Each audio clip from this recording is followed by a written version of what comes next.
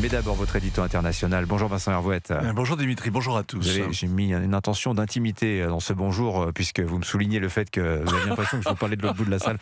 On part autour de l'Iran ce matin, Vincent. Tension militaire maximum, tentative de dialogue aussi, rodomontades et gesticulations. Oui, alors avant-hier, lundi donc, Washington annonce l'arrivée dans les parages du porte-avions Abraham Lincoln. Les esprits chagrins diront qu'il a mis le temps, il n'y a plus un seul manifestant dans les rues. Ils sont au cimetière, en prison, en deuil ou en fuite.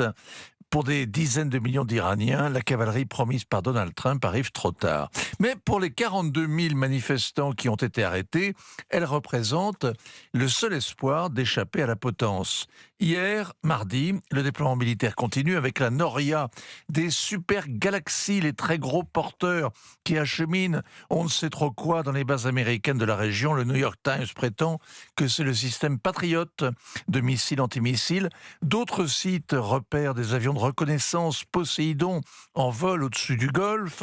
Et pour légender les vidéos, largement diffusées, le Pentagone annonce un exercice aérien qui démontrera sa capacité à déployer, disperser et maintenir une puissance aérienne de combat.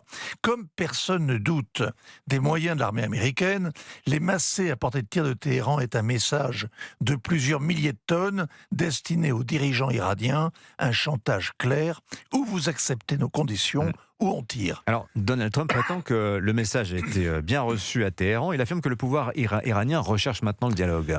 Il précise d'abord que son armada est plus importante qu'au large du Venezuela. Ensuite, il dit « Ils ont appelé à de nombreuses reprises, ils veulent parler ». Ce timing laisse croire que l'intimidation a payé. En réalité, Steve Witkoff l'avait déjà révélé il y a 10 jours, ajoutant même ce que Washington exigeait, que Téhéran se lime les dents en réduisant son nombre de missiles, en abandonnant son mécano nucléaire et en lâchant les 3 haches de guerre dans la région, Hamas, Hezbollah, Houthi. Si Téhéran s'obstine, alors l'enfer se déchaînera, avec des bombardements de sites militaires évidemment, et des frappes ciblées contre les responsables iraniens. On sait la qualité du renseignement israélien, qui n'a jamais perdu de vue son ennemi intime, notamment l'ayatollah Khomeini. Ce vieillard obstiné et implacable serait une cible symbolique. Reprenez votre voix, Vincent, ça y est, elle est revenue. Mais oui, c'est curieux.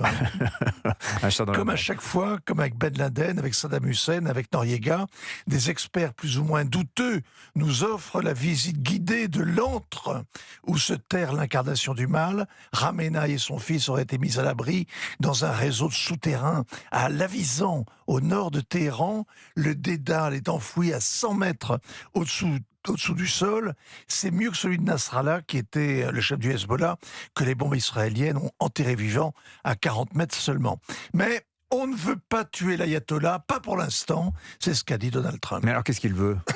Eh bien, comme personne n'imagine une transition en douceur avec l'avènement de la démocratie, comme tout le monde redoute que ce pays de 85 millions d'habitants entre en convulsion avec les débordements dans la région et puis aussi l'afflux de réfugiés en Europe, il n'y a qu'un espoir, qu'à force de pression extérieure, une partie de l'élite fasse comme les chavistes au Venezuela, qu'elle passe le leader par-dessus bord et qu'elle impose la réforme. Ça, c'est la théorie.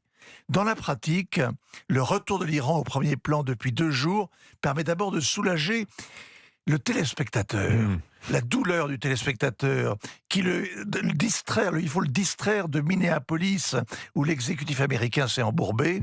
Une crise chasse l'autre, aucune guerre n'est jamais finie.